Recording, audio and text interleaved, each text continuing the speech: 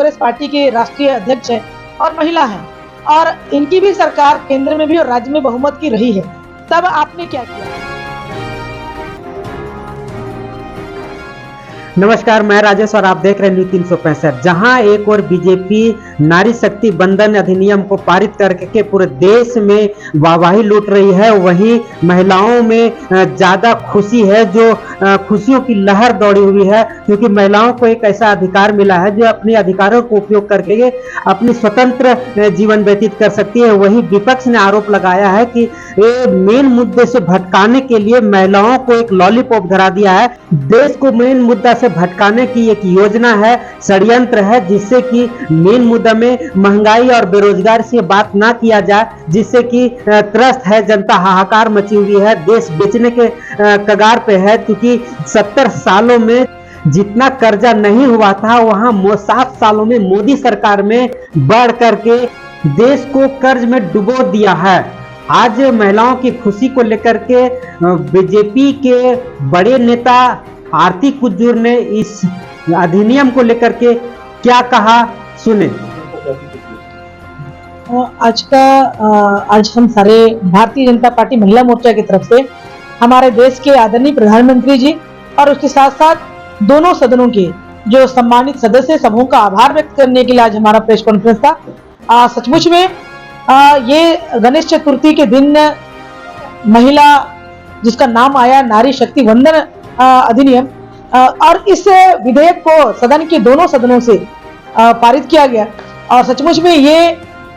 इतिहास, जो भारतीय इतिहास में एक स्वर्णिम अक्षर में लिखा जाने वाला आदरणीय प्रधानमंत्री मोदी जी के द्वारा किया गया काम है। ऐसे कई काम हैं जो आदरणीय प्रधानमंत्री मोदी जी ने किया महिलाओं के सशक्तिकरण को लेकर, चाहे वो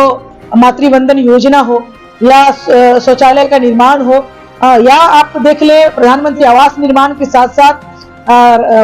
राशन कार्ड में महिलाओं का नाम हो, और साथ ही साथ प्रधानमंत्री आवास, ऐसे कई योजनाओं का हम नाम जिसमें कर दे, जिसमें कि महिलाओं को सशक्त करने के लिए महिलाओं को केंद्रित करके योजनाओं को किया। और सबसे बड़ी बात है कि आर्थिक तौर पर, सामाजिक तौर पर सशक्त करने के साथ साथ ये जो महिला विधेयक, महिला आरक्षण विधेयक जो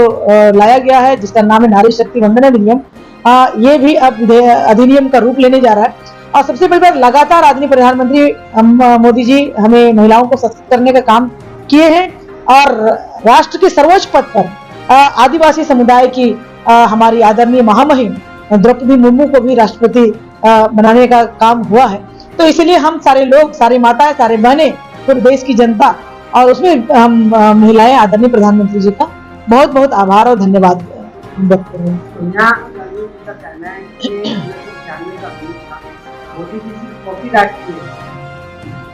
अब जिसका आप नाम किए हैं वो कांग्रेस पार्टी के राष्ट्रीय अध्यक्ष हैं और महिला हैं, और इनकी भी सरकार केंद्र में भी और राज्य में बहुमत की रही है, तब आपने क्या किया? आपका भी समय था, उसमें आपने क्या किया? आपने तो वो जो राइट आपको मिला था वो नहीं करके, अभी जब आदरणीय प्रधानमंत्री मोदी जी ने इसको अमली जामा पहनाने का काम किया और देखा, विपक्ष देख रहा है कि अब कोई चारा नहीं है, वो चाहे ना चाहे ये महिला आरक्षण विधेयक है, महिला नारी शक्ति वंदन अधिनियम पारित होगा, तो ये कहना कि भाई ये सिर्फ कॉपीराइट है, ये सरासर गलत है। उनकी जो मानसिकता है, मानसिकता को दर्शाती है। आप भी तो राष्ट्रीय अध्यक्ष रही थी देश की सबसे बड़ी पार्टी और बहुत समय तक राज करने वाली, तब आपने क्यों नहीं? आपको भी तो मौका मिला। आप उससे हम पूछना चाहेंगे कि साहबानो केस में आप भी तो सत्ता में थी, साहबानो का केस था, तब आपने जब सुप्रीम कोर्ट से उसको सहयोग करने की बात रही थी, आप सत्ता में थे, तब उनको पलट क्यों दी उस निर्णय को? कोई भी एक आम महिला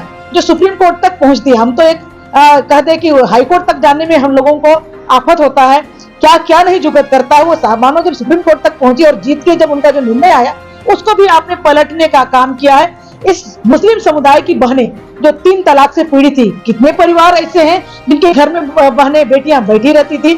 उन माताओं को पूछिए, उन बहनों को पूछिए, वो हलाला का नाम देकर कितना लोग बैठी रहती थी, तब आप लोग क्या किए? अगर मान लें इन महिलाओं का दुख को, तकलीफ को, दर्द को आदरणीय प्रधानमंत्री मोदी जी ने संवेदनशीलता से समझा, महसूस किया और दुरुस्त करने का, दूर करने का, महिलाओं को आर्थिक और सामाजिक तौर पर सशक्त करने के साथ राजनीतिक तौर पर सशक्त करने का काम किया, तो आपको सहयोग करने के बजाय नुक्ताचीनी से बचे। ऐसे कई मुद्दे हैं जो राजनीति से बच के समाज के लिए, महिलाओं के लिए वो आगे आना चाहिए। विपक्ष का कहना है कि यह जो बिल है मेन मुद्दा यानी बेरोजगारी और महंगाई को हटाने के नजरअंदाज करने का एक लॉलीपॉप। अरे महिला सशक्तिकरण की बात हो रही है, आप महिला सशक्तिकरण की बात करें ना, आप महिला सशक्तिकरण की बात ना करके आप दूसरी तरफ जा रहे हैं। इसका मतलब यही है, आपने जब आपका समय था और आपको महिला सशक्त करने का था, आपने नहीं किया। और अभी जब महिलाएं राजनीतिक तौर पर भी, चाहे वो लोकसभा हो या विधानसभा में, अपनी आवाज बुलंद करने के लिए उनकी जो बहुप्रतीक्षित मांग थी वो पूरा हो रहा है, तो कुछ नहीं, खिसी आनी बिल्ली खंबा नोचे वाली कहावत को चरितार्थ करते हुए आप नुक्ताचीनी कर रहे हैं। ये आपकी अपनी कमजोरी है, और जब आपको करना था तब आपने नहीं किया, तो उसको आप छुपाने के लिए, इस पर तो आपको बोलने का राइट भी नहीं है, उसको छुपाने के लिए आप अनर्गल बयानबाजी कर रहे हैं।